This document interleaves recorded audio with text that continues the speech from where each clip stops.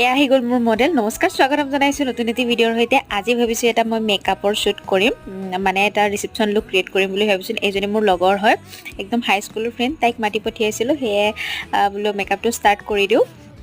মই separate video' এটাত গোটেইখিনি ষ্টেপ বাই ষ্টেপ দেখুৱাম বাৰু।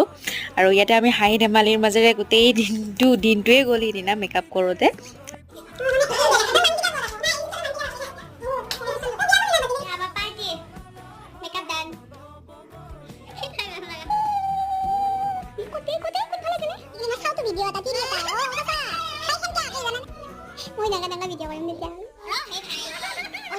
লিপষ্টিকৰ ওপৰত সেন্দুৰ দিছোঁ আৰু তাতো জমনি আমাৰ।